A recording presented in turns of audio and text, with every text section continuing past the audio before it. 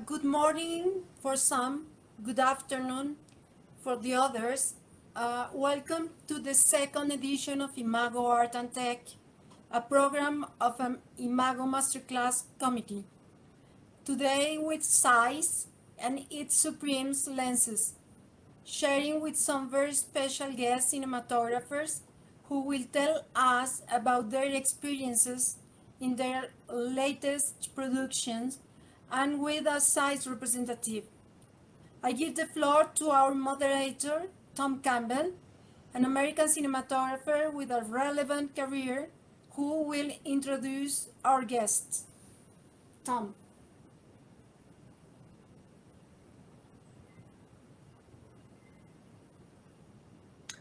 Hi, Adriana, and everyone watching. Thank you very much for being here. We have two guests today who are super accomplished. One is Benedict Spence, a cinematographer from the UK, whose work is in a combination of commercial and TV, and he's done the recent show Eric on Netflix. We also have Esther Cippelli, or Cippelli, I should say, who is currently, I believe, based in Los Angeles, but is from Hungary and with a incredible training in a classical style there. So today is meant to just welcome them and be an informal conversation among us about what happens to be the Zeiss Supreme Prime lenses. But this is not a sales pitch or some kind of buttoned up corporate thing. It's just meant to be a casual talk, kind of a technical deep dive among some really great cinematographers, and I'll sort of try to associate myself with that title as much as I can, because I'm really happy to be here. We are going to start with Alejandro Alcocer, and it is a presentation, a supreme presentation. Please, Alejandro. Do you guys can see my screen? No yet. Okay, now. Hello, everybody. Good morning and good evening. My name is Alejandro Alcocer from the Camera Lens Division at ZEISS. It's a pleasure for us to be here today. Thank you, IMAGO, and thank you to our guests for your valuable time to share your experience. I'm going to make a very brief, short recap of ZEISS history. The company was founded in 1846. That means that we have 178 years of evolution and technological developments. We have progressed a lot across these many years. I also want to mention that by 1890, the Photo-Optics division was founded. That means that in that time, the company started working in camera lenses. Before of that, we were working mainly in microscopy. By 1935, we started a very fruitful and great partnership with ARRI when they start launching the ARRIFlex 35 camera. And as you can see in this image, at that time, the camera used to have a turret with many lenses that you can interchange. And at that time were pretty much Biotard designs.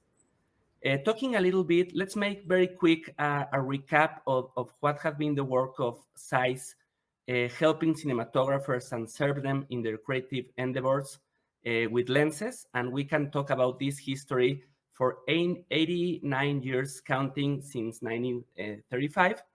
But let's start taking a more modern part of the history since 1967. For these last 57 years, we introduced the first ARRI size standard speed lenses. And the first ones that were presented at that time in 1975 used to be actually lenses that were 1.2, 1.3, 1.4. And of course, that were the best fast cinema lens set available. And this really changed the things because start making people to be able to work with very low light. Another important landmarks across the history is that in 1967, we also produced a lens requested by NASA. This lens was planned to be shooting photos in the moon. So we made an adaptation of a lens of a planar 50 and put a speed booster and make it a T0.7 lens, very luminous lens. And this is the lens that then Ed Giuliani adapted for Kubrick to shoot Barry Lyndon in candlelight. Saying this, we can say that ZEISS has been always a step ahead in terms of technological developments to help the cinematographers to make their work. Of course, all you guys know the super speeds, high speeds were the actual original name in Germany, and then the United States named this lens super speeds. We had 3 generations in the 75, 83, and 95, and these lenses are still very well appreciated by many cinematographers across the world. Then we had, of course, the variable primes by 93. This is one of the fastest zooms ever made in the market. It was a pretty heavy lens with a 150 front diameter, 4.4 kilograms, and these lenses were really performing as prime lenses with the quality in a zoom lens with the quality of a prime lens. After that, by 98, more than 25 years ago, we launched the Ultra Primes. This is the most comprehensive set of fast lenses consisting of 15 focal lengths, ranging from 8 to 180. And these lenses became the workhorse of the industry for many years. Imagine that this lens can be still ordered. It's a lens that is still manufactured after more than 2.5 decades. So this let us know how the lenses can last across history. By 2005, we created the Master Primes, and these lenses were super fast lenses 1.3 without breathing. This is another great product in companion with ARRI. And making a recap from 2005 to 2017, we can see here another important products as the CP2s. These come in 2009, and these lenses were the first full-frame cinema lens in the market that also presented the interchangeable mount system. So this really helped us to enter this new segment of the market that was more prosumer. By the end of 2017 and early March 18, finally the full frame get to the high-end cinema cameras. And at that time, we were already ready with our product that we're going to talk and discuss today, which is the Supreme Prime. We launched it in 2018, and I am going to tell you a little bit about this lens in terms of their characteristics. Well, Zeiss conceptualized, designs, and produced lenses in Germany, in Oberkochen. This is where all the lenses that I had mentioned before have been manufactured. The Supreme Primes do covers the full frame sensor.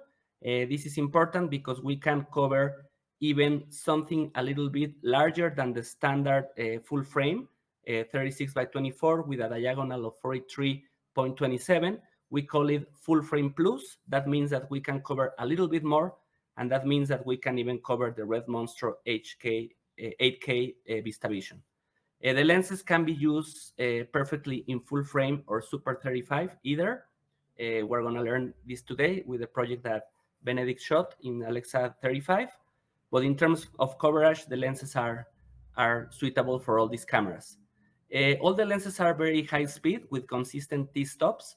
Pretty much all the lenses are 1.5, except the 15 and the 150, which is 1.8, and the 200, 2.2. But we can say that all the lenses are very fast. The lenses are very versatile. This means that the lens performs like a white sheet of paper that allows the cinematographer to go in many different directions. I can also say that it's versatile because the lens is very neutral color, low distortion, and this really allows to create different looks, even though if it's an epoch project or a futuristic project, the lens can really help you. Another important characteristic that we have is that we have something that we call gentle sharpness.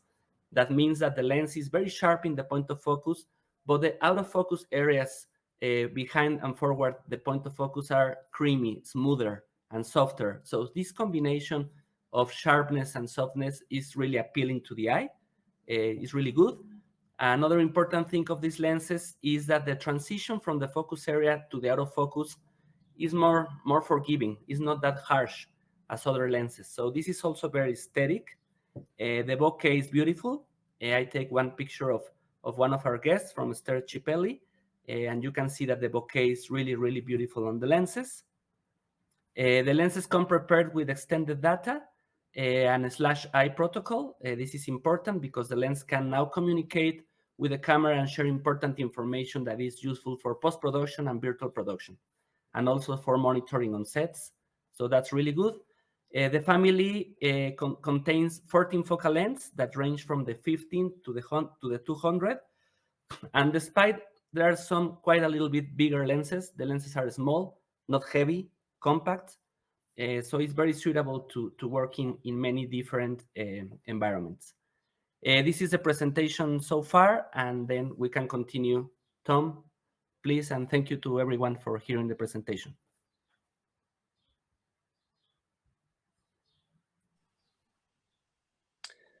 Thanks, Alejandro. So yeah, we're here to talk about the ZEISS Primes today, and kind of how these two cinematographers, Esther and Benedict, have arrived at these lenses for their recent projects. For Esther, it's a feature film called Our Blossom, which was it has like a huge amount of classical imagery in it. I feel like if I were to do a quick mini recap of when I see frames from Esther's work, as I've tried to familiarize myself and do a little bit of due diligence, like her, I gather she's classically trained by a Hungarian cinematographer named Janusz Kenda, I believe.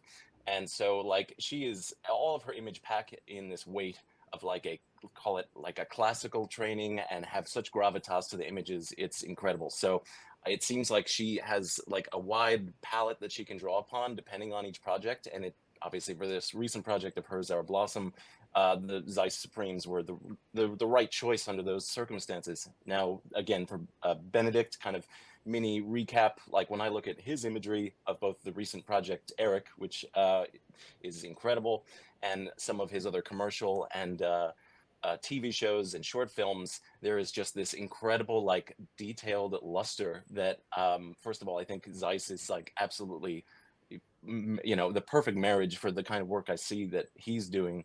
And the frames that he has just have like this gloss that I would say would make any cinematographer at any level or anyone just kind of jealous of, as to how they have color control and things like that. So that's kind of the quick recap intros of what I see in their work. And again, the goal is to have them do more talking and me less talking.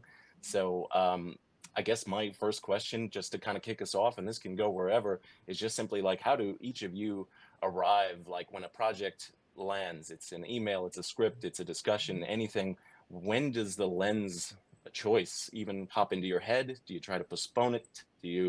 Is it like the second you're reading scenes and things like that, is it already kind of there? So feel free to just go into that to any extent. Esther, do you want to go first?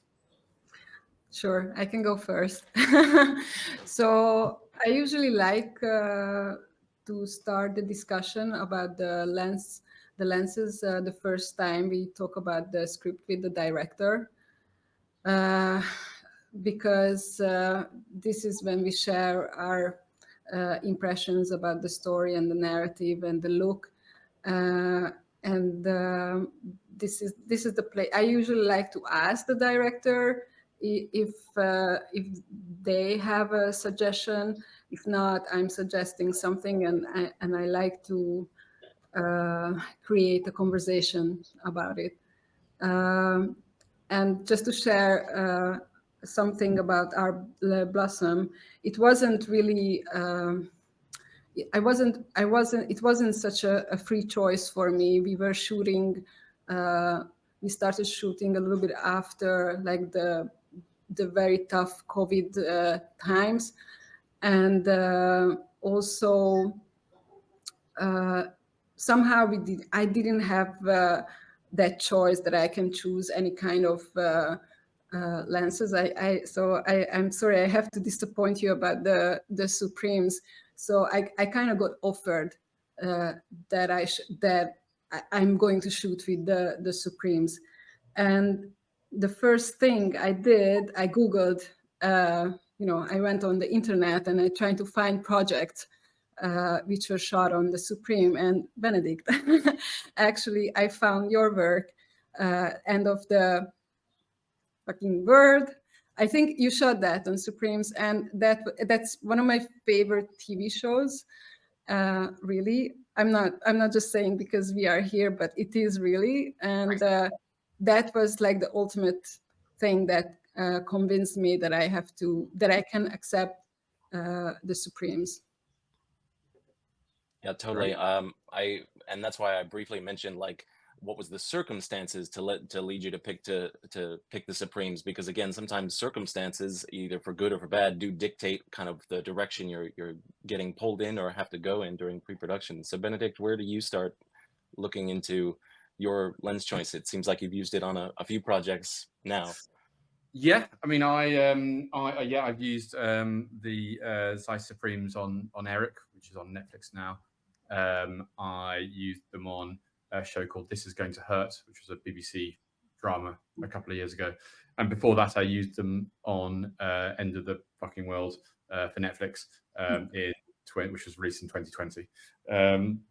So I'm a big fan of them. I mean, I think how do I choose the lenses? I mean, I'm a pragmatist, really. I think what Alejandro said, the Supremes are quite neutral.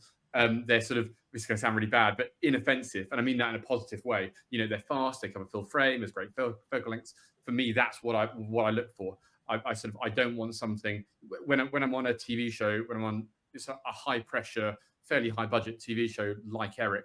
The last thing I want is my lenses to start playing up and giving me trouble. And actually, I sort of feel, people go on about, a magic look and a magic quality of lenses. I'm not saying that lenses don't give a look and don't have a quality, but for me, that's down the list of focal length selection, maximum t-stop, reliability. Those are the things where when I'm on set, I want the lenses to be a known quantity. And if you're talking about, say, vintage lenses and things like that, yes, you can get fantastic results out of them. You get amazing little flares and things like that. But you also, with that, you get a whole load of baggage of pain in the ass. So for me, my lens choice actually is generally through pragmatism of maximum t-stop, focal length selection, coverage, which is why I started using the Supreme Primes on End of the Fucking World, for example. And kind of, I think for me, that's what pushed me in that, pushed me towards them. The same, and I know we can talk about other lenses, the same on Eric as well. We used a Fuji Zoom, which we have in our camera package, which was a 19-90. Is that the most beautiful zoom in the entire world? No, it's not at all. But it's compact. It's got a great range, and that meant that I could chuck it on the camera whenever I wanted and do a zoom for a specific moment. I didn't have to have it on all the time. It wasn't a great big enormous thing which took 25 minutes to put on. So for me, I guess I'm quite a pragmatist when it comes to lens choice.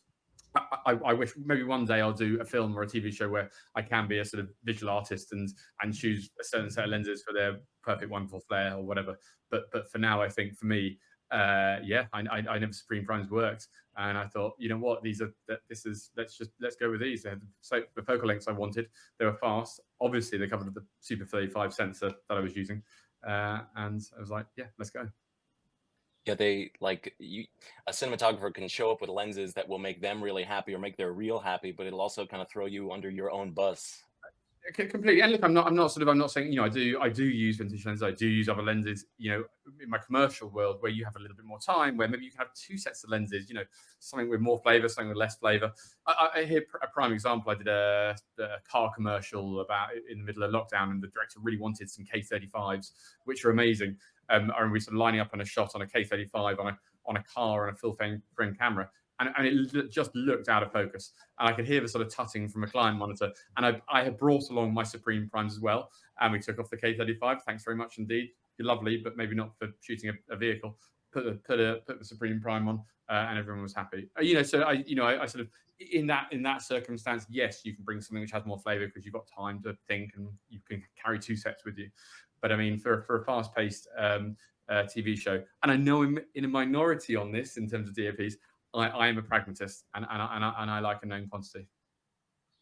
For sure. And obviously the Supremes tick that box because I think between 18 mil and 40, they're all the exact same size, the same weight. The focus is between 10 and 14 inches or something. So it's really nice. I personally am I don't know, I still like rock an FF5 follow focus sometimes. Like I'm not always just wanting to like so I'm almost like, I feel naked sometimes without it on certain types of setups and things. So they work for that as well, in terms of the throw is not, you know, ridiculous or something. So they seem like a really kind of good, like get in there and do great things kind of lens.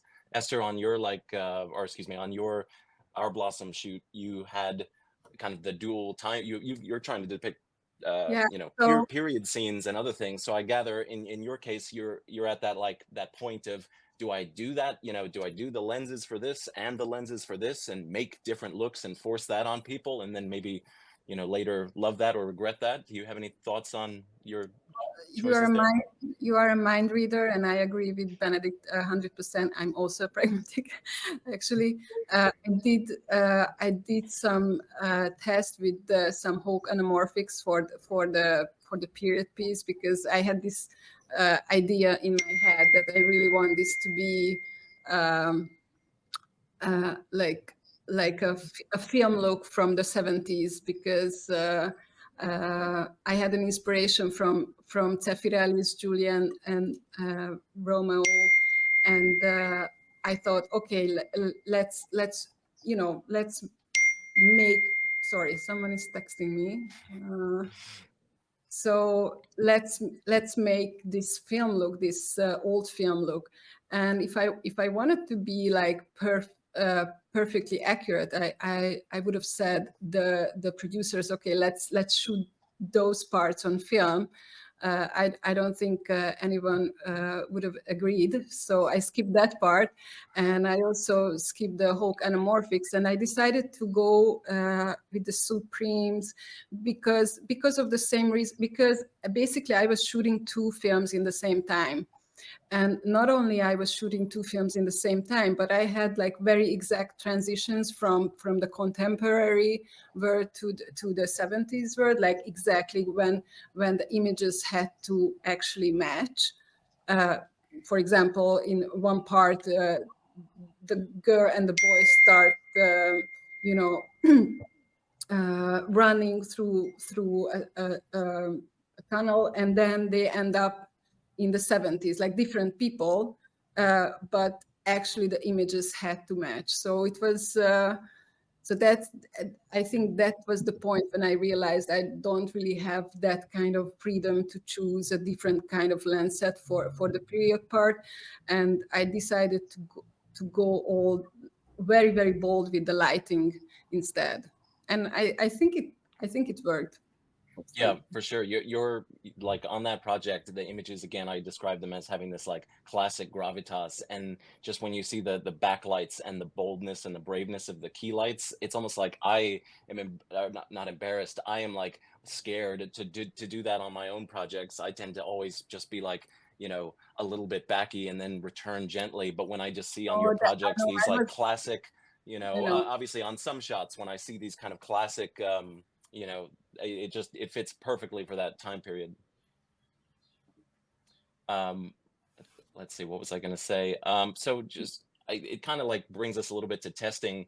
What kind of testing do you figure is like a must on your projects at this point? Like when you're, you know, sometimes you hear people have the luxury of like, oh, we shot for, you know, 7 weeks of testing in different light, and then others are like, well, we were at the camera, luckily we got out of the camera house at 5 p.m. with a usable kit. So where do you kind of either need to be for yourself, or where did you land for these projects, for testing, for filtration? What kind of things did you do for your projects recently?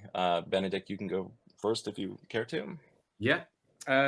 So I guess whenever I do a show, a TV show, there's always a few things which I've never done before. There's always a few little things which makes me a little bit scared and a little bit worried. For me, actually, my testing is probably more about that than it is about lenses and the tech. I sort of feel that and I'm about to contradict myself, actually. I feel that, and that's another reason why I like a known quantity. During prep, I hate prep. There's no guide to prep. There's no schedule to prep. It's sort of this amorphous blob of time which you're supposed to know how to use wisely. And you know, you've got scripts, but you haven't got the final scripts. You've got this stuff which you want to do. You want to run, but you're walking through prep. So I guess for me, it's about, you know, focusing the time that you do have on the things that you don't know. So for me, it's about I like to go, oh, I know the tech, I know the lenses, I know the filters, I know how to do all these things, I know the camera, which I'm about to contradict myself on, and that's why I want those lenses and those cameras and things, because I want to spend my time just mucking around with the things which I don't really know. Having said that, actually, we got some last minute Alexa 35s on Eric, and I feel like I felt like I didn't quite test them enough, because there was some of the ES modes which I ended up using which I hadn't tested. Luckily, they're amazing. So it was all fine. Yeah, I wish I had time to test those more.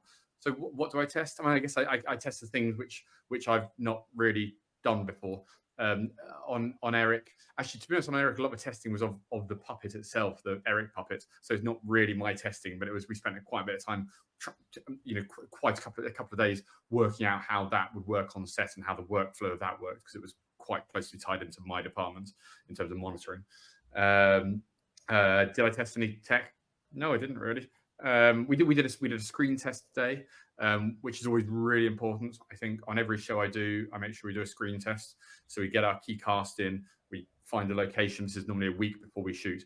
We get our key cast in, we light a scene or a space, and we shoot a little bit of stuff. This is the Anderson apartment. Actually, this is where we shot our tests. These aren't the tests. This is the show. And I think that's really important for meeting the cast, for everybody getting to know each other in a space which isn't, you're not under the cosh of schedule immediately. You've got a bit of time there to muck around and look at stuff. And what I do on that day is sometimes we test a couple of different lighting setups. Really, what it is just about getting a bit of footage with the cast in their costumes in a set. And then in the evenings, on our screen test day on Eric, I then took that into the grade, which I did remotely, and generated 15 minutes of mute audioless footage of our cast on a sort of hero set, and from that I generated a camera lot, which we had singled up for the show. But what we ended up with was fairly well graded, fairly close to what our intent was, footage of our key cast members in their costume with each other in a set. And for me, that inspires confidence throughout the production. So the execs know that you know what you're doing. You know that you know what you're doing. The cast know you know what you're doing. And so for me, that's the biggest point of testing, really, is to test the people. But yeah, I should have definitely tested the camera. that frankly, that's like screen test, as you call it, sounds like the biggest luxury you could ever have, because not only is it building trust with your crew members, and it's like the production designers as to like, oh, what are they imagining? I mean, that sound, I'll take that over 10 days of having an AC hold a flashlight with a flare in the back of a prep room. Like, I'll take that any day. I mean, I'm not sure. Yeah, how I mean, sometimes when I do a commercial, if I'm using a bit of kit I've not used before, I will try to go to the prep day with the camera crew. But also, I mean, generally speaking, tech stuff as a DOP, you should kind of know it, even if you've not done it. You should kind of know roughly how it works. And if you don't, then go do it. If that makes sense, go gotcha. Find a probe lens or a whatever anamorphic lens or whatever it is you've not used before. Just don't trot up onto set without that knowledge, because that right. Way brilliant. But yeah, for me, sorry, Esther, I'll let you go. I'll let you talk in a second. I didn't test much. I'm trying to think. There's one thing which I'm sure I tested. There was one lighting thing or something which I tested, but I can't remember what it was. It'll come to me. Esther, what do you yeah, so any thoughts in general on testing of like what you would want to test, whether again anything Benedict spoke to? Honestly, I'm also parting with Benedict on this side as well.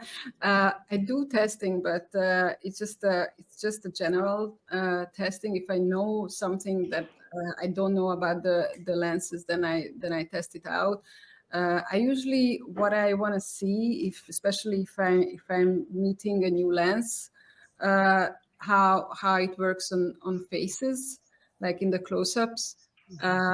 This is usually what I check, and sometimes I check the flares, like the flaring, but I don't do many testing, probably because I haven't had the chance yet.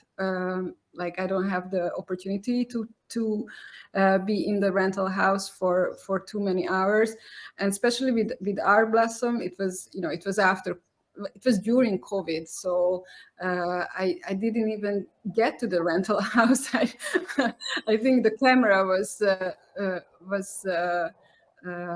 put where the costume and the makeup test were. So we had to do everything like in very short time. And I was like, you know, going back and forth and trying to figure out. I think it was in the same time when I was like trying to decide between the Hawks and the Supremes. So yeah, so now for my last projects, it was a little bit different. I had a little bit more freedom, and I'm very envy listening to Benedict, like that he had the opportunity to go to the location and pre-light or light some scenes. That would be my dream come true, especially now that the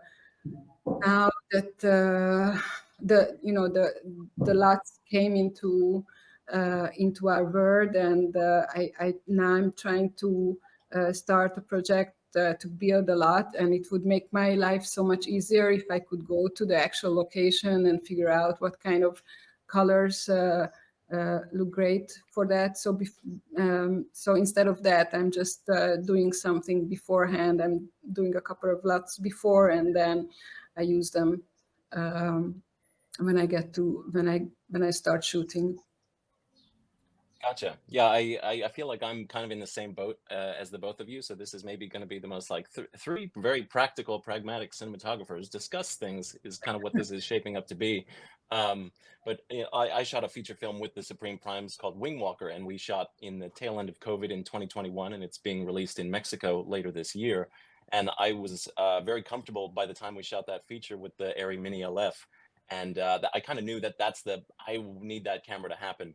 And so once that was established, it was then kind of like an exploration of like, well, do I want to, you know, put some of these full frame options on this, and would that be anamorphic, and what would that look like? And I guess during pre-production, we were shooting. Our plan was to shoot on location in Tijuana and shoot Tijuana as itself. We're not there to kind of play it as a different place or something like that. So we really wanted to embrace, like, as you can see in this still here, it's like, oh, that's the border wall. We're shooting like that is a real image. There's nothing here to be faked. But it became very clear that like if I go with a kind of a different lens choice other than the Supremes, I'm going to be screwing myself, because I'm going to be throwing away those perfect moments that happen naturally, or surprise moments and things like that, where, you know, I can't be like on a different type of lens like an anamorphic and suddenly I'm intimate close with an actor and then I'm having to pull a diopter or something and distract them.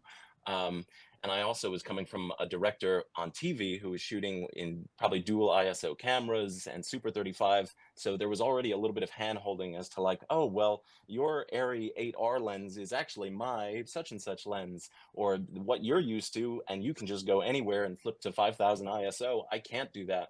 So again, the T1.5s of the Supremes pretty much prepared me for anything. And then once I had that Mini LF Supreme Prime combo, I was then like, okay, wow, I can just now, as Benedict says, like, check that box. I know this quantity. I did the Google image search that that Esther did, of being like, who else has shot these lenses and what do they look like? And okay, wow, I see, you know, not everything is overly sharp or this or that. So then it was a good platform to build on and decide like, oh, okay, I'm going to rock glimmer glass on this, or we're going to rock half glimmer on the majority of setups, and then we'll enhance that if we want to go farther, and kind of just play it on the day. Again, last thing I'll say is my director, really, Alonso Alvarez of Wingwalker, he loves to kind of put camera in very strange, crazy places. It's almost this thing that right as I've seen blocking or something like that, and I'm gearing up to kind of do what I thought was happening, I suddenly hear like, yo, Tom, and he's either under a car or on a fire escape or something saying, yo, what about a camera right here? And again, like the Supremes are tidy and small enough that you can do, get them into nooks and deal with the strange locations and things that you might find yourself in. And then to some degree, when Benedict spoke of, we put a 19 to 90 Cabrio in the mix, and that's supposed to intercut with what you're shooting for 90 or 80% of your movie. Same with us. Again, we had to carry a probe and things like that with us. And at times we had, to kind of do, in essence, mini crash boxes or kind of very precarious camera scenarios. And so to be able to kind of throw on a Zeiss Milvis 15 mil or something on a somewhat precarious setup and have that match in the edit or something, I think is also, again, it puts you in a really good place to kind of get the images you want, but not be like, okay, cool, so your anamorphic shots are intercutting with this probe and they look really funky and weird, you know what I mean? So that's kind of where my long-winded way of saying I'm totally in agreement with you guys. So let's see, where does that take us now at this point? So yeah, I think this was the first project that I was on where I had every single prime lens and it was just like, the 15, 18, 21, 25, 29, 35, 40. And it was just like, I've never seen so many lenses on my camera cart. It was kind of insane in a good way. And yes, you find yourself in those in-between zones of like, you know what, the 29 feels wrong, but boy, the 25 feels just right. And with the Supremes, it seems like that is, again, a luxury. If you were on kind of a rehoused Pancrose or something, again, great tool, great thing, but maybe not the right, not giving you enough variation. Any other thoughts, just technically, like what about the Supremes like really either helped you or saved you? And feel free to go ultra deep, like we were shooting in this scene and this happened. And, I guess Benedict, to kind of kick you off real quick, maybe like there's a scene in Eric, and pardon me if it's not one of the episodes. You did all 6 episodes, is that correct? I did, yeah, I did. Okay, great. I don't want to be like, I don't. No, like, I did all. Great. I don't want to be like, oh, in that one episode you shot, and you're like, oh, I didn't do that one. You've got a scene between, I guess, the police officer and his partner. They're in bed, and it's kind of this little intimate moment. There's a practical light in the background, skipping off of the wooden bed frame, and it just seems like, again, in that moment, you're with the actors, you're handheld, again, you or your operator handheld. That is like just such an intimate moment to be close. And again, you're not probably on like a 180 across the room. You're in there on a 29 and you are a part of that chemistry with them. The Supremes seem like a great lens to kind of be ready for what may ever occur. And again, if you're on the wrong lens at that time, you might be really sad about that. Yeah, absolutely. I mean, I guess one of the things which I do really like about the Supremes is their focal length selection. I like wide lenses, not super wide lenses, but I like to sit on the wider end. And my director, Lucy Forbes, who directed Eric and This Is Gonna Hurt and End of the Fucking World, also likes wide lenses. I don't really like long lenses. I feel it puts you right outside the room. I don't want to be outside the room peeking in, unless that's specifically the mood. I want to be there with the cast, right next to them. I want to feel the perspective of their face, not distorted, but I just want to, you want to know that you're right there with them. So Supremes, I guess for me, but I have to rewind a little bit to the last show I did, which was This Is Going to Hurt, which is about a doctor in the UK's national health system. So that was shot on Mini LF and we shot on the Supremes. Amazing selection of focal lengths in the wider end with the Supremes. I mean, I think we shot most of that show around a 35 or a 40 mil, which is relatively wide, which is a sort of 25, 27 in Super 35 terms. But sort of for me, that sort of when you're shooting full frame, the sort of the focal lengths on the Supremes map out really into this sort of medium wide world, and they're amazing. When you come to Super 35. It's slightly less. It gets into a slightly longer lens world. So we shot. I think we pretty sure about half of Eric on a 29 mil. Probably about half the show is 29. Is the Supreme Prime 29 mil. And then we would probably go to 35s and 40s if you wanted to sort of have a bit more sort of POV. Sometimes going longer, but sort of 3/4 of the show was on those 3 lenses, and certainly probably about half the shows on the 29.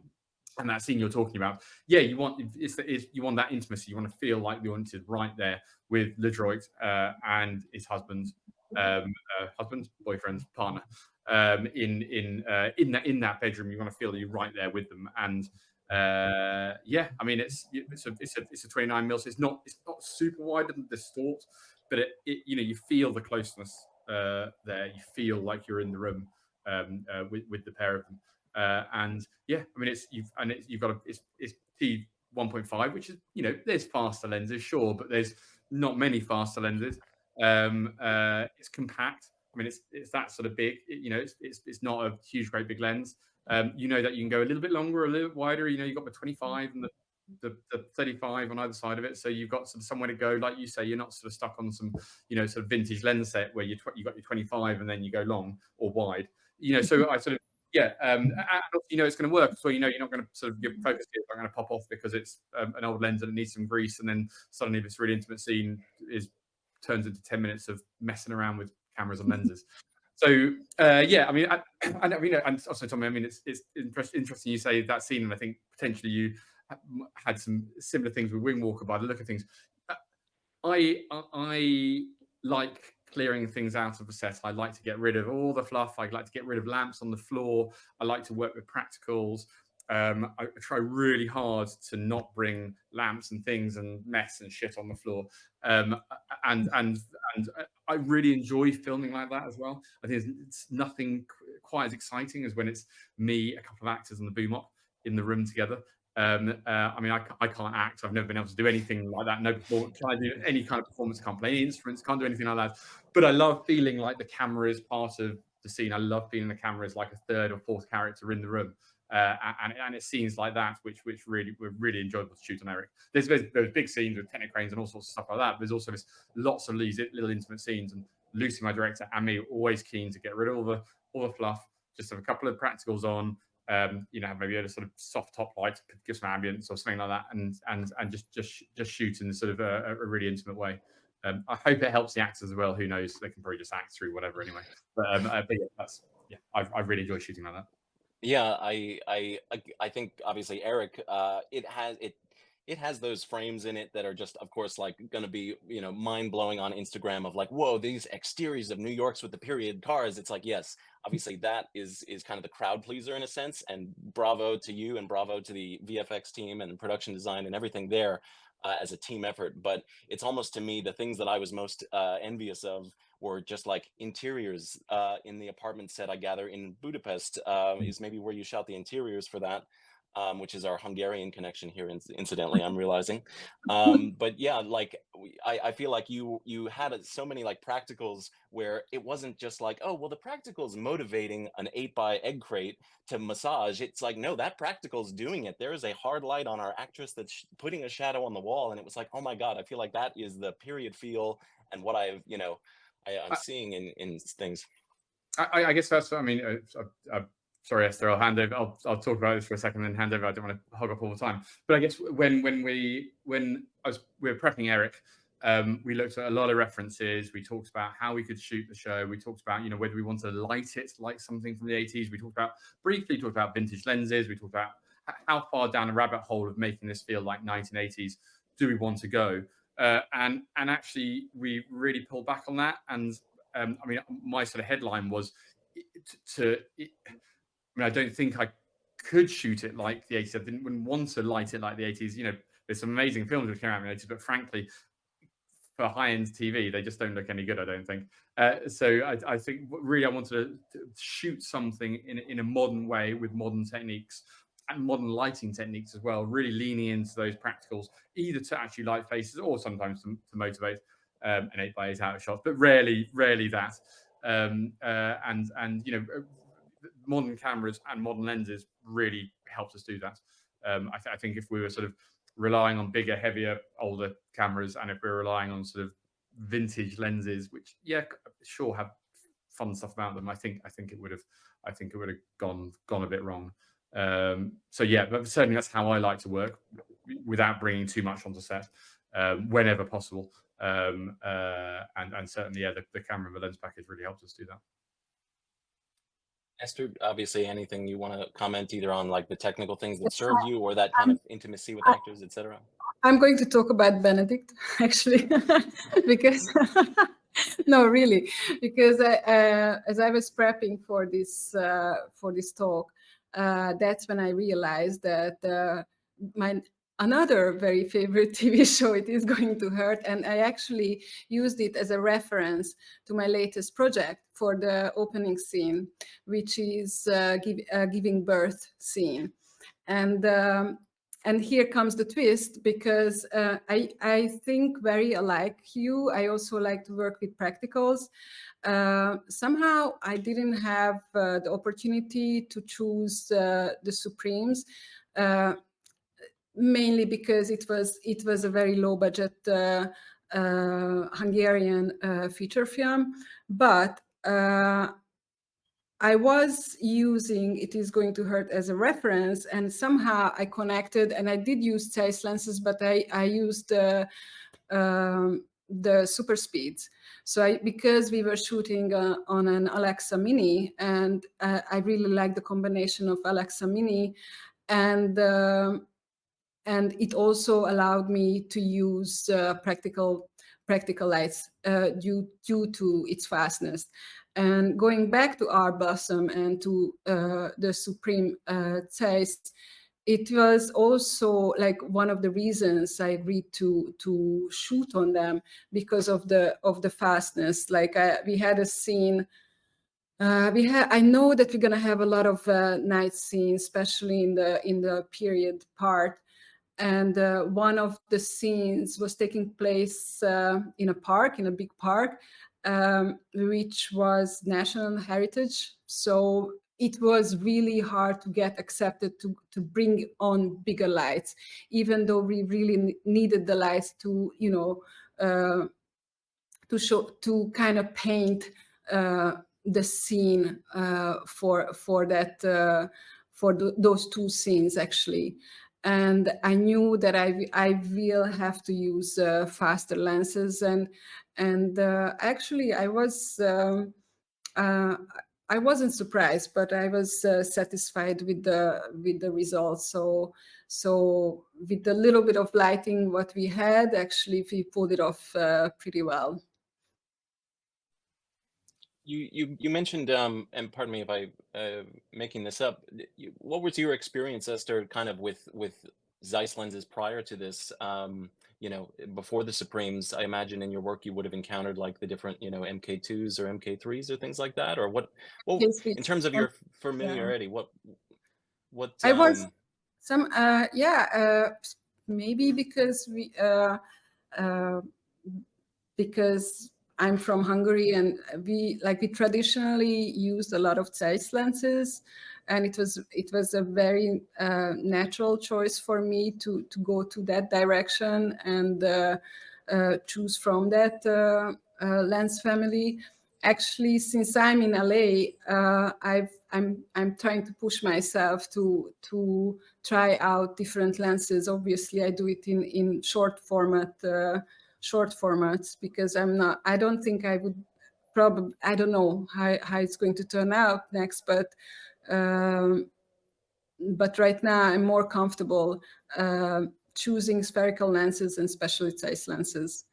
It is also because of the practicality. It's something what you have used before, it won't, like, what it can do, how it looks. It just gives you that kind of security, so you can play around with the lighting and other stuff more. Right. Because on your Art Blossom feature, there's a lot of shots. You've got this entire train station sequence, which again, I gather was shot in a very short amount of time. It's not as if like, oh, we've got a week in this train station. It's like, no, you've got 16 hours to shoot at this train station, and we have to be at this moment at 5 a.m. to get this shot. Otherwise, I'm going to murder people. So it's like, I imagine that's the case. And, Yeah. the Supremes are the way to go. And you've got so many shots that have like reflections of this person running and a real train is moving. And again, those are moments where it's like, we cannot like have a +1 diopter that only gives us this when suddenly the actor doesn't hit the mark. So again, I feel like you've got so many like really difficult, like, oh, a car is leaving in the distance. We rack close to the reflection of the actor staring, so I feel like, again, for whatever reasons you had to arrive at the or got to use the Supremes for this project, I would imagine it was just such like a comfort to not to deal with all the other chaos that just goes around Yeah, in general on a production. they were the least thing I had to worry about, so that's good. Yeah. Yeah. I came about, I guess, Zeiss in a way of using it early on in my music video career, when it was like pairing the panavized Zeiss with 35mm packages and things like that. And obviously the speed that it could give you at that time was wonderful, to not be like pushing 2 stops on the negs and stuff in processing. So it definitely unlocked something there. And then I think in the kind of, just to step back for a moment, the trajectory of and I don't want to get into like film HD discussions, because I'm sure that that's like a broken record among everyone, but it's kind of like the when HD came in and everybody got really pumped about the sharpness capabilities and how much that popped off the screen. Different manufacturers are doing things to kind of pair with that and embrace that, and then you've got a wave of people saying, wait a minute, these Zeiss lenses from the 80s or whatnot, those are now the ones to do. And then kind of that almost prompts a wave of like, wait a second, anamorphics were out of style and now they're back in, and everyone wants, oh, like you can't even watch a car insurance commercial with, or a commercial for a dry cleaner without it being like overkill anamorphic E-series flares, and you're just like exhausted. So I was trying to look at both of your projects and be like, if this was on an anamorphic or something that really shouted, and it was like the cinematographers like waving the flag and kind of shoving it down the throats or something of like, look how cinematic this is,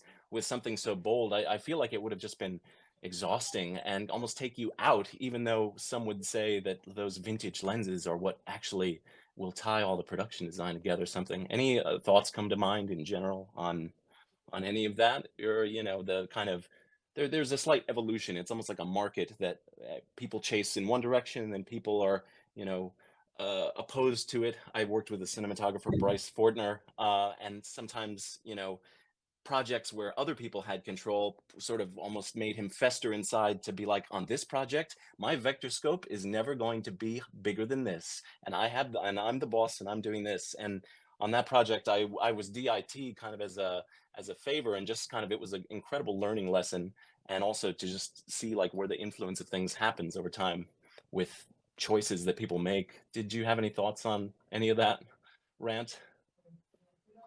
Yeah, I mean, I sort of the sort of trends in what we do are mad. Like, I remember, so I don't come from a film background. I come from a TV background. I used to make sort of MTV shows and children's BBC shows and shows like Cribs on MTV and Pimp My Ride and stuff like that. And so my first interactions with sort of Zeiss cinema lenses were when the Pro 35 came out, and we used to put it on a Panasonic Varicam, and they used to give us and sorry, Alejandro, the shittest, cheapest lenses in the lens plate, which was Zeiss Super Speeds, and it was sort of, the Master Prime's just been released. Oh no, you're not going to have those. You can have these old things worth about sort of £5,000. Yeah, give them those ones. They can't afford anything else. They're fast, which you need for the Pro 35, which is 2 2/3 stop loss, and a camera which runs at sort of 640 ISO, absolute maximum.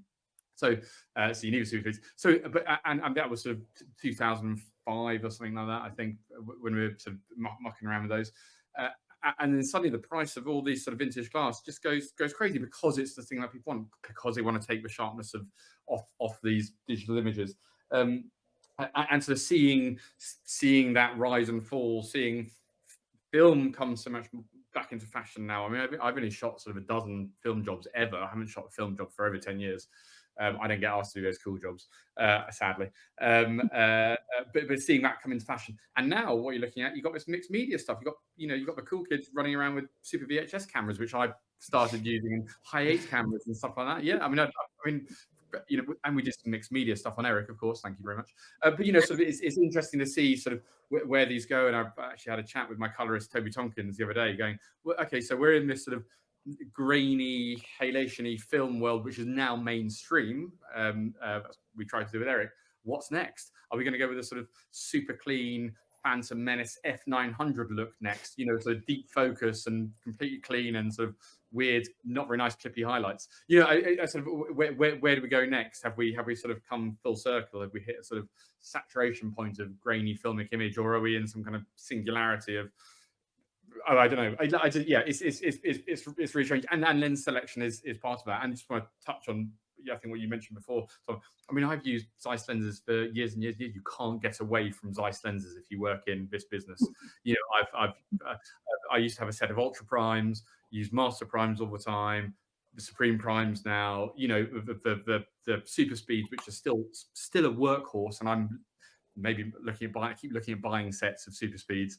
And my dream is to have a sort of giant set of coated and uncoated speeds with some contacts mixed in and stuff like that. So I'm working on it. But Benedict, are you married? Do you have a family? Yes, and I Okay, have a dog and I have a wife. So okay, well then that won't happen. Or you but I have no never know. speeds, unfortunately. So I mean, you know. But yeah, so yeah, but it's interesting seeing the trends throughout the years. It's interesting being a sort of part of a sort of trying to push a certain look and a certain trend.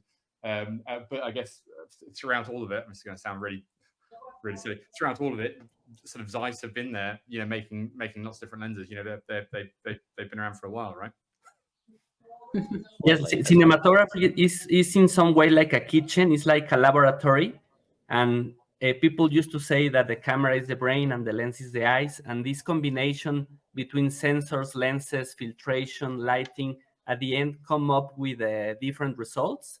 In the case of the Supreme Primes, were lenses that we were gathering a lot of feedback from you guys, from cinematographers, from the market, from rental houses, and we designed it from the scratch, especially for digital sensors, in the way of trying to keep the quality and the acquisition that Zeiss used to deliver in the products, but also with an organic look. And nowadays that we have cameras with these big latitude capabilities and HDR capabilities, the choice of lenses also become important in terms of the contrast of the lens, because as we know, contrast is perceived as sharpness. It's not related necessarily to the resolving power of a certain lens, but a lens that does have a good contrast actually is able to gather more details in the shadows and in the highlights.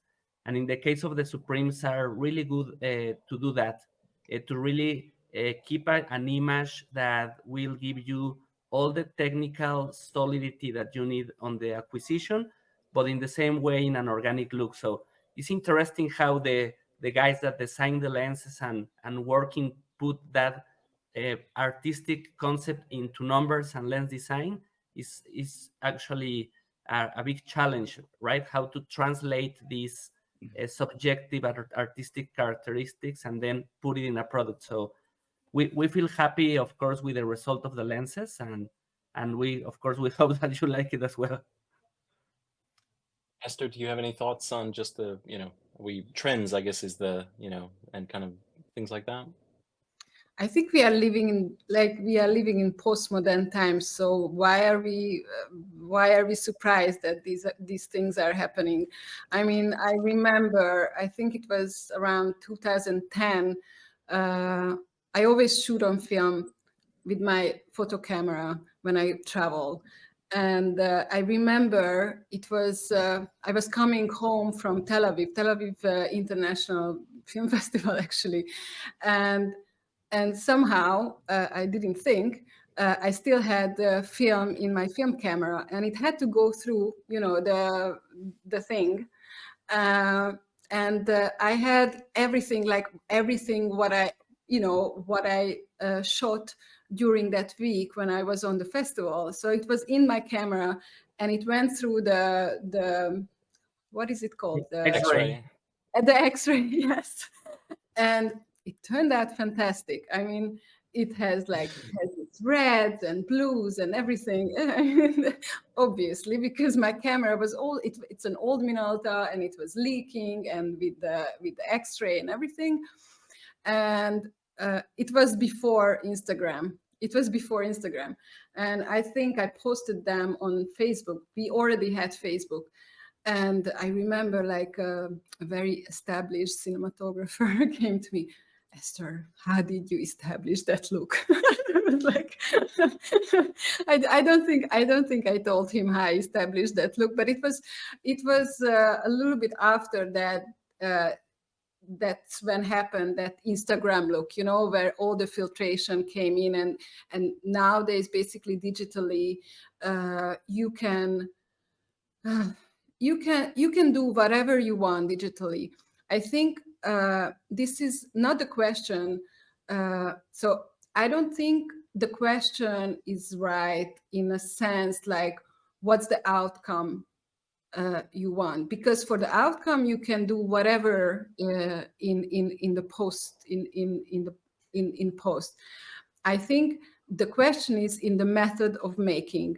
For example, if you shoot on film, it's just like the way you prepare, the way you enter the scene, the way you talk to the director, the way the director handles the project. I think like that's where the difference will lie, first of all. And the same thing with digital camera. I mean, with these small VHS cameras, we also have in my last project, we have a couple of digital cameras, and the freedom what it gives you to have such a small camera with you, and basically you don't need a focus puller, you don't need lighting, you don't need anything, but you can still capture the poetry of that narrative what you want. I think that's where the answer lies. I mean, and I think it's a beautiful time now to be a cinematographer, but because basically you can choose whatever you want to. Yeah, I mean, let's rock. That's Right. Yeah. So I'm happy that it turned out to be like that. Yeah, it sounds like in general you still want, like, you want to know, you want it to be like a known quantity of what you're dealing with your lenses, but you still want to invite those happy accidents, you know, like your X-ray fogging and things. And then, you know, suddenly next thing you're going to be telling the lab, by the way, please run it through the X-ray once. And, you know, and then so I like you're still craving those things, and I feel like the Supremes are in this great position to, again, like, they're not so precious that it's like, my God, I feel embarrassed to put a filter in front of it. It's like, wait, no, this is a great, like, base would almost do it a disservice to say, oh, they're a good base. They're beautiful. If you need to, like, if you're in a low light scene, you're wide open and you need to shoot this and not, you know, and you have to pull all your glass, like, it still has a beautiful feeling. It's not like, "Oof," you know, it's the opposite. It is like, in the project I did, Wingwalker, we realized very quickly that, like, night scenes, we want to shoot wide open a lot. And again, they are a usable enough lens that your AC is not like, are you kidding me? Like, you're throwing me under the bus now, and the editor is going to be pissed. So again, had this been a set of dream lenses or something, again, maybe the DP's happy, but the editor is like, cool, there's 2 moments I can use, and that's about it. So the Supremes, I think, are great, and you can build upon them and not be afraid to mess them up. In a creative sense, in terms of, like, you know, I'm always like putting nose grease and things on clear flats or filters, or like, ooh, I'm gonna do a, you know, I love to bake in as many choices as possible. And maybe some of that comes from, you know, the projects in one's history where you're like, I wish that was finished differently, or, oh, I thought that they were going to do that. You know, it seems like, Benedict, on your project, I don't know if you were with the same VFX team and whatnot, but the VFX in your project is absolutely impeccable in terms of taste and in terms of, like, blending. And then, as I've seen so many behind the scenes videos from that, like, you know, it just seems like, you wanted to be comfortable with the Supremes, but, like, the work there was just fabulous, to kind of know what I'm doing and what they're doing, and make the right choices now so they're building upon it later. You know what I mean? Mm-hmm. Yeah, I mean, we had an amazing VFX team on Eric. I mean, it's my first time working with a big VFX team. I've had worked with a lot of VFX supervisors before on various jobs, but this was very VFX heavy, really mostly set extension. And we had a fantastic VFX supervisor, Jean-Louis, who really looked after us. And he and I spoke at length about all sorts of things, about how, you know, how things should feel and what we should see and what we shouldn't see. and then he works very, very hard to get Eric out. And I think for me, the sort of VFX, none of it's flashy. And in fact, if you watch Eric, you probably won't find a single establisher. There's no big wides of New York City, and that's something which Lucy and I really try hard to do. If you're seeing the space, it's through a character's eyes. We're following the character through New York City. We're bringing them into walking down the street or standing on the rooftop or whatever it might be. And Jean-Louis, VFX supervisor, blended this fantastic New York City. Sometimes he would change what was there. Sometimes he just create it from scratch, depending on what we've given him. There you go. Prime example, and it's brilliant and it's flawless. I don't think we hammer it in the show. We're not sort of New York, but we slip enough moments like this in to hopefully land you there. And obviously the Supremes have got their, I mean, I know nothing about it, but their sort of iData, extended data stuff, which I'm sure VFX find very useful to get things. I don't know how it works. But I know it was useful to Jean-Louis, especially when we're doing a handheld scene and we're shooting over the top of roofs, and it all has to be rebuilt later on. Yeah, I know what you mean. Like I've never been in a position where I'm like, oh, I'm glad the extended data is here, but when other people are happy about that and their work comes out as great as the VFX needs in your show, then it's like, great, I'm glad everyone's happy with that, and I don't, it then is makes your job less impacted by that, because I'm sure in both of your histories, or not, just a VFX supervisor can suddenly be like well, monkey on the back would be a bad way to put it, but either as a collaborator and someone who's there to help, or someone who suddenly you now feel like you have handcuffs on or something in certain scenarios that you didn't expect, or things like that. So I guess it's nice that these Supremes play in that sphere. I can tell you a little bit about that. Well, as we know, we use spherical lenses to focalize, to make the rays of light converge in the focal plane and have an image in focus. We need to do that because otherwise the lenses just will cross the glass and never focalize. So that comes with some characteristic of the lenses in terms of the distortion and the exposure fall off of the lens. So every lens has this characteristic that is movable depending on the focal length, the focus distance, and the iris position. This is a dynamic thing that will focus. So for example, if you rack a character that comes walking to the camera, of course, you're going to be moving the focus all across the way, and these variables will be changing all the time. So when we're mixing actual images shoot on camera with assets that we create digitally, this is the part where knowing these characteristics become crucial in order to make a better blending of the digital assets with the organic acquisition. And then it doesn't mean that we don't like it, because the character of the lens is beautiful, but then we can remove it, incorporate these elements, and reapply the natural look of the lens. So this is really useful for post-production in terms of the extended data that is based on the /i protocol made by Cook, which is an open source. That protocol gives you the basic information of the focal length, iris, and focus position, and Zeiss added 2 additional columns for the shading or exposure fall-off and distortion. And just to close this very quick, now we are also working with a scenario, the camera tracking system. That is another really important component for VFX, because when you know your camera position in a 3D space and you can track the camera movement, this all together works nicely for virtual production. Esther, on your project for Our Blossom, or I keep calling project feature film. Let's give it the correct handle and respect it deserves. I feel like the Zeiss were a good fit because you've got so many of these like while meanwhile Benedict is shooting his interiors in Hungary and then going to New York for some exteriors and then VFX to kind of tie everything together. Esther, you are shooting in the actual locations in these historic libraries and historic buildings and things like that. and you're getting these incredible wides that I think Zeiss, if you Google like, oh, Zeiss still photo lenses or something like that, you're immediately shown like architectural wides and other things. And I find it interesting that like the Supremes can kind of nail those shots with such a clean, crisp quality, whether it be like in a field or garden that has some trees in like, very sharp focus and some people in the background, or, again, like shooting a lot of your overhead, like down a stairwell with these light coming in, or just, these wides of like architecture, for lack of a better word. And then suddenly you're in this intimate scene that just is in close-ups. I think to have a lens that kind of serves both of those purposes is almost strange how it works for that.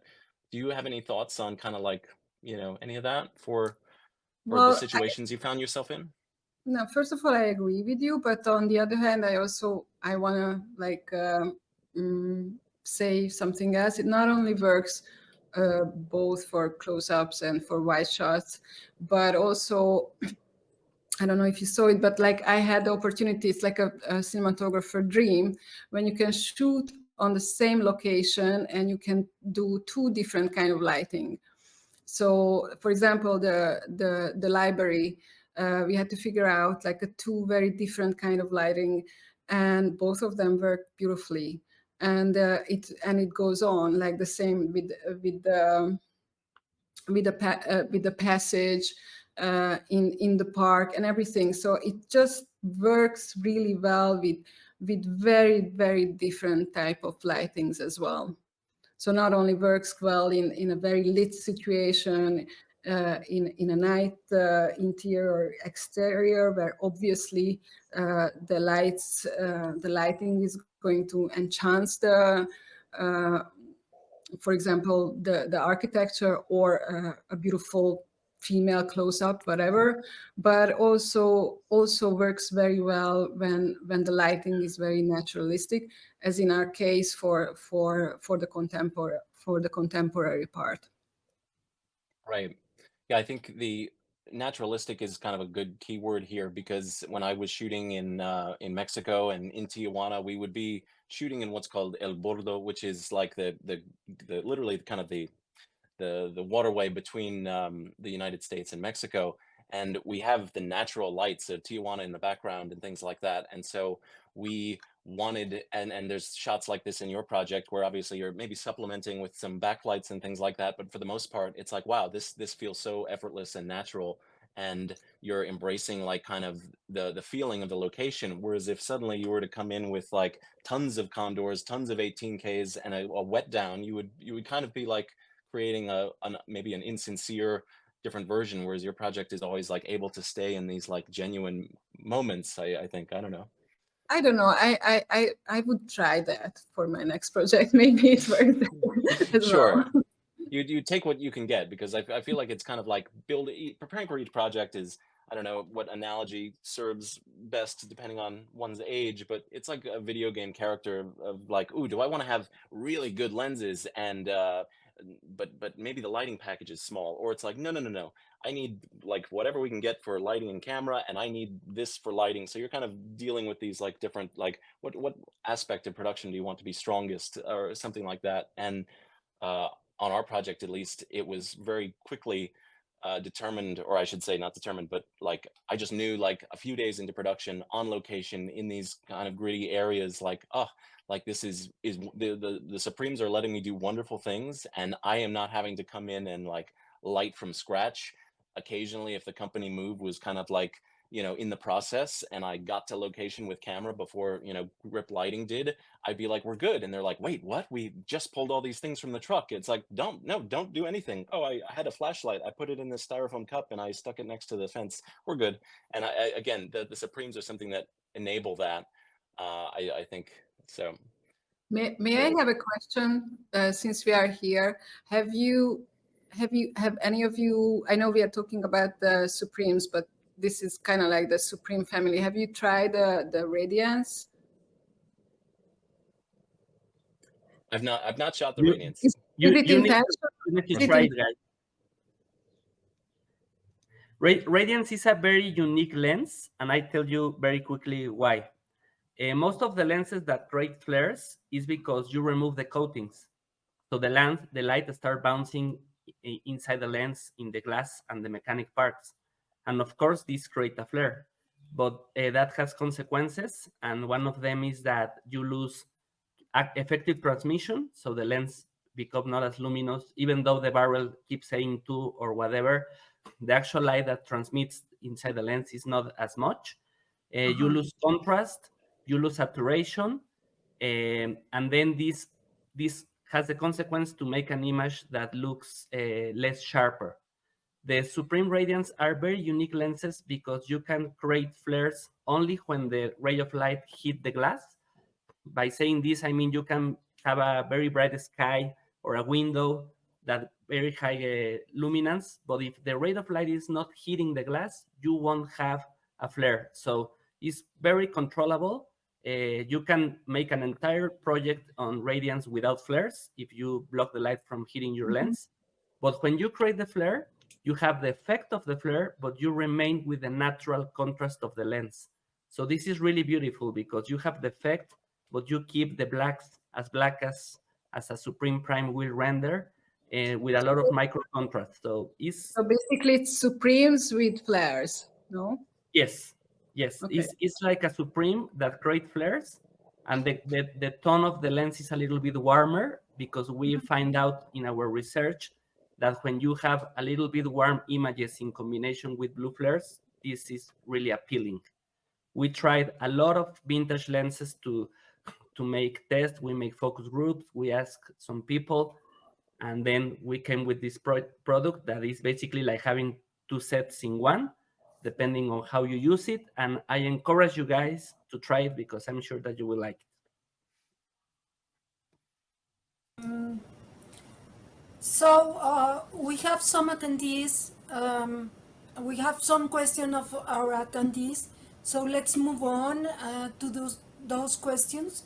Tom, could you read, please, these questions? Oh, as in from our, I see. Okay, so question for both Esther and Benedict. Are you pairing the Supreme Primes with additional filtering, glass filters or digital textures? For Benedict, I would like to know more about the color palette for Eric and how you chose it in conjunction with the lighting. Terrific work, says Francisco. Should I go first? Yeah, so we on Eric, we had a set of Pancro Mitchell filters, which are sort of vintage diffusion filters. They're pretty clunky. They go wrong a lot. They sort of attract lots of flares, and you see it in the bokeh loads, this sort of cross hatching. But I mean, really, the main thing they do is they soften the image a little bit. And for me, what I liked having those because I knew it just give a subtle bit of vintage look, but to be very dialable, so I could very quickly dial it in, dial it out.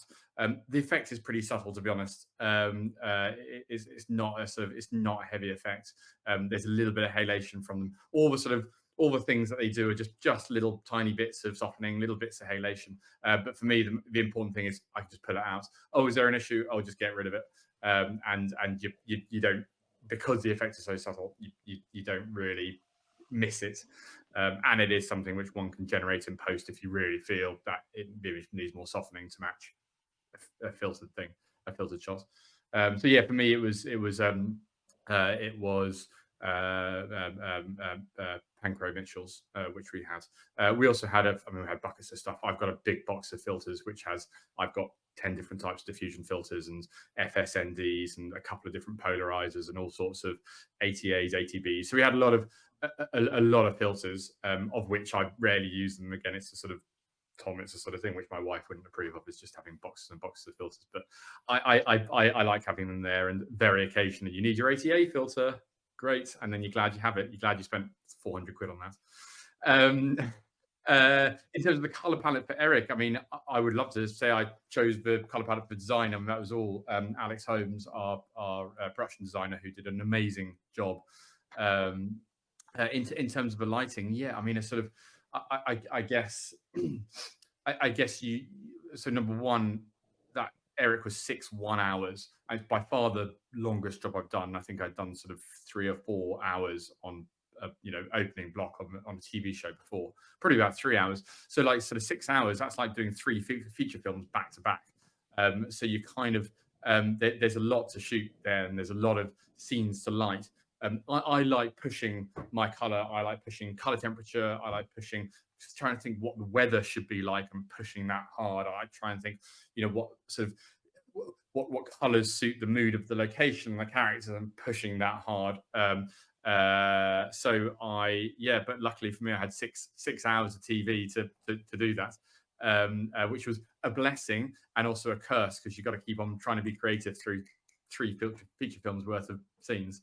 But yeah, how did I choose it in conjunction with lighting? I mean, just you read the scene, you think about what the location means, you think about what the weather should be, you think about what the cast are going through, what the characters are going through, I should say, and when you try and generate something which works in conjunction with that and is achievable in the time that you have.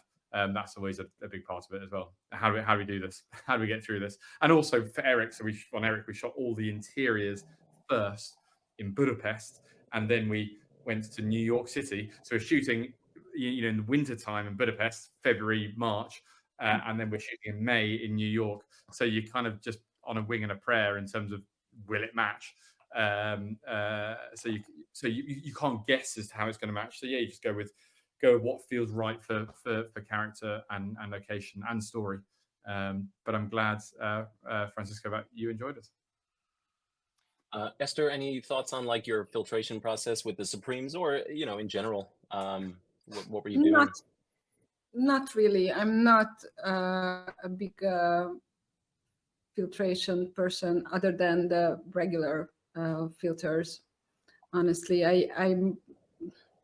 my toolkit is more in the lighting area, in the LUTs before, and then in post during color grading. But somehow, I don't know. Somehow I missed out this filter part. Esther, I rarely use them. I have boxes and boxes of filters. You can use. I'm a security blanket. Which means nothing, but I know they're there. My filters are there. It's okay. I always tell myself that I should, test them and I should use them, but I end up not using them and not really, going with them. I think you've got the right idea. Probably because all my shoots are just so fast, and like I'm just happy if I get through the day, and I stayed creative. Exactly. Yeah. And then but maybe once I will arrive to filtration, I don't know, hopefully. Well, I do filtration sometimes. I use my sunglasses, especially in front of Super 8 cameras. It makes a very, very subtle filtration. And especially in front of phones, it's really good because it just takes away the edges, like that digital thing. So I do use filtration, but not in front of Supremes. Right. But there comes that one moment where you're just like, you've had this filter sitting in your kit collecting dust for ages, and when you finally get to pull out that grad tobacco half, and you're like, then there's a very warm feeling when you're like, I purchased this 10 years ago, and it's finally found its way in front of the lens. Another question, just from what's that? That is exactly my life. Just waiting for the time where my very expensive filter, which I bought 10 years ago, comes in handy. Right. Yeah, a thrill, I would say, for me. So let's see. Next question for Benedict. I would like to know if the scenes shot in the city at night had a lot of lighting, or at times used only the practical lights of the city, since the fast lenses allow it. Same for Esther in your train station scene, which you kind of got that morning dawn sunrise look. The question, I guess, is it seems like you're shooting these very naturalistic, not having to supplement a lot. Is that the case? If you want to start, Esther, for your train station? For the train station, I'm very proud of that shot, but not because I used so many lights there. It is because I knew, like I knew I prepared in a way that I went out several times to check different hours, not only because of the right lighting, but also to check the trains, because it was a working train station, and we needed the time when the sun is right and there are no trains from contemporary times, because it took place in the 70s, so it was not just for story-wise, it was very important to have an empty train station. So it was a big preparation, but not because of the lighting. And I knew about the fog. So it's and then Benedict, like for your city scenes, obviously some of those are VFX extensions, but tell us about kind of that. Well, look, I've been doing this for 22 years.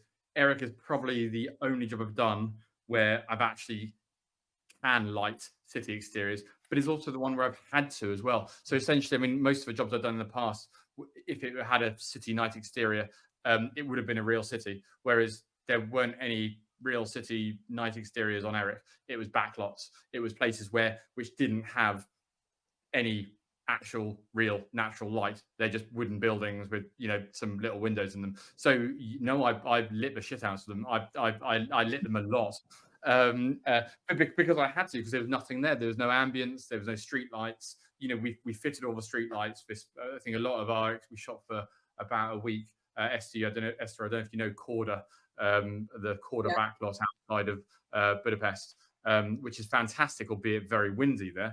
And my rigging, really windy and cold in February.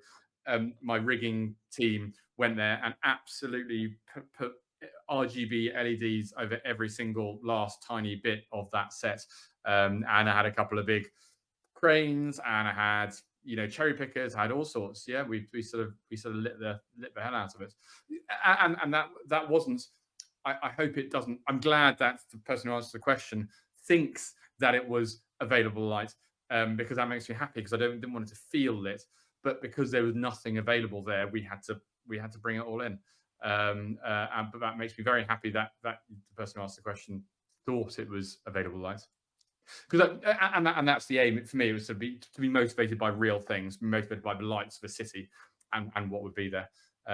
So yeah, I don't think there's any. I think there may be outside the sort of hero apartment, which was actually in New Jersey. I think there's maybe, I don't know if there's no night stuff there. I think there's one or two dusky moments where maybe deep background you see some street lights. But again, being a period piece, you can't just leave it to chance. You can't just have LED street lighting popping up in the background. It has to feel like it's from the 80s. And to be totally frank as well, this, again, don't want to bang on about it, but it was the biggest job I've ever done. And when you do a big job, when the cost of running that set, that cost of running that set each day, especially in America, where it's like quadruple the price of running it in Budapest, you don't want anything to go wrong. You can't rely on the street lights in the background. You have to bring your own things, and you have to. And yeah, the cost of lighting the street is $10,000 or whatever it is, but that's a lot less than the cost of not making the day because the street lights went off on your coverage of Benedict Cumberbatch or whatever it may be. So actually, you sort of, for me, and I'm learning all this. This is new learnings for me, and a sample size of one. Eric, on those bigger jobs, you can't leave it to chance. You can't leave it to just what's there. I remember years ago doing years and years ago, before I did dramas and commercials, I was doing a sort of a piece to camera for a TV show outside the Houses of Parliament in London at night. And we went onto Westminster Bridge. We had a beautiful shot of the Houses of Parliament, a centre of UK democracy there. And we had a little LED camera top light, and we were like, and it was nighttime. It was about 11 o'clock at night, and our presenter was like, and action, and the lights went off on the Houses of Parliament, because every day at 11 o'clock they turn them off. So, and it was fine there. We're just like, oh, okay, well, we'll do something else. But if that had been on Eric, and that had been, Benedict Cumberbatch, and that had been all the pressure and scale of that job, the lights to suddenly go off, I would have been in trouble. Yeah, that's apropos nothing. That's also why I felt on Eric. My learnings on Eric were control everything. Esther, I gather that you on our Blossom also had the same kind of planning was required at times, for maybe some of your big lighting exteriors. Where am I maybe from another talk or something, where it's just like we need to quarterback exactly where this light's going to go at this time, and then go to here to kind of be as efficient as possible. Was that the case? For some of the scenes. We didn't have Benedict Cumberbatch, but I did have, but I was very afraid that something is going to go wrong. So I went to an architecture company who did like a previs, so they basically planned the shot. Like I told them, this is here's a picture place, here's the camera. I would like to figure out where. Right? That was also the same park where we were restricted to, like, we to use so many lights, so that that's it, like three these, and because of the we're not supposed to put where, and like we didn't have the time to play around the lights. I had to know exactly on the day of the shoot, like where to put the lights. Like we had like 2 hours for the scenes. Kiss, like kiss, kiss, bang, bang. Let's go to the another part. Like we may have lost you there a little bit on your. Then we can see the trees lit, and the girl and the boy is running, and okay, let's go. So for these kind of days, you need to be prepped. There is no figure out, like which direction is my key light. Use like so I had to be fair. At the scene because of the shortage of time, and also because of the characteristic of the environment, and also because of the budgeting reasons. So I knew that, so I hope I answered to the question. Yeah, definitely. I think it's strange when you think that like some of what a cinematographer can operate out of a place of like fear, fear of the elements that can attack you, and like, how am I going to get, like on the last one I got screwed by this, well that's not going to happen, and then it's like, well, surprise, here's a new thing to do it. I mean, I find a lot of my time in practice just trying to spend eliminating the things which could screw you up on set, and lenses being part of that as well. Just sort of risk management the whole time. You don't want to do anything that's risk. I mean, obviously you want to take risks. You want to push something visually, but you don't want to take risks that light will go off. You don't want to take risks that the lens is going to do something silly. You don't want to take, you need to. You don't want everyone looking at you, producers, cast, whoever it is, because of something that's gone wrong. So such a big part of, your time as a DP is spent trying to mitigate, see ahead, plan how you're creatively going to achieve something, but also mitigate anything which feels like a risk or a worry. Is this going to be a hard day? Put 3 cameras on it. Do you need could you get away with a 23-foot Technocrane, or actually do you need a 50? Let's do a 50, because undoubtedly you're going to need that little extra, or whatever it may be, whatever the things are which you need. Just to tell you an example on what things can go wrong.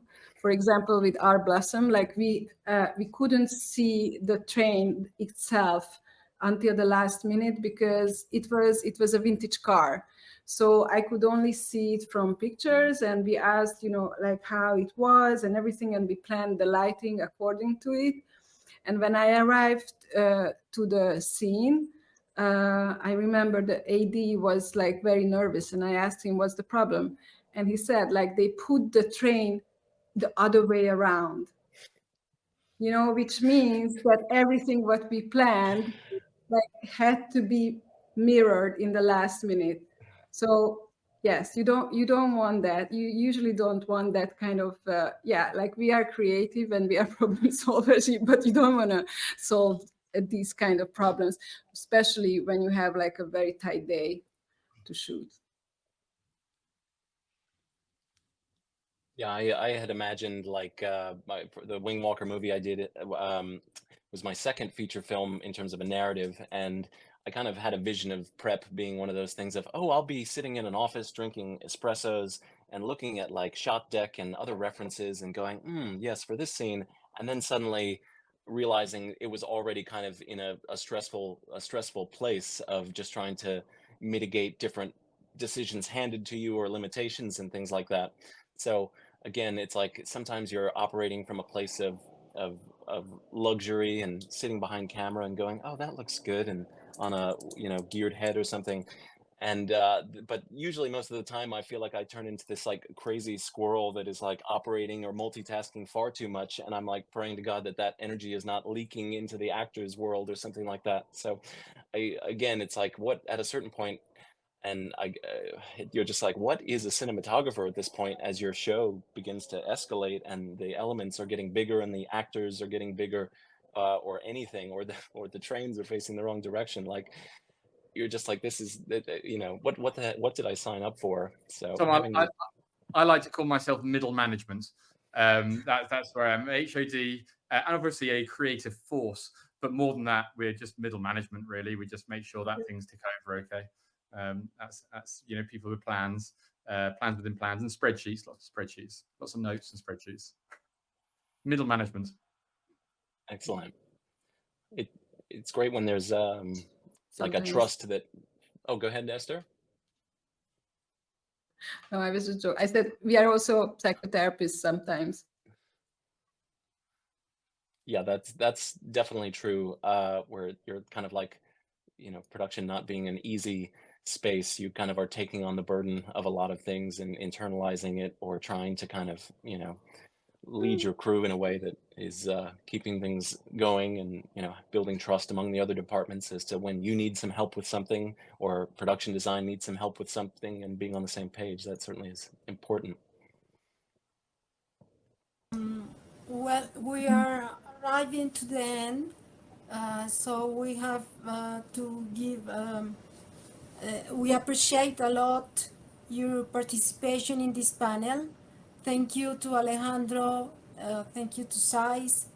Thank you very much, Tom, to moderate this talk, this panel. Esther and Benedict, we were very happy to have you in this talk, and I want to thank everyone for attending today, despite of multiple sporting events.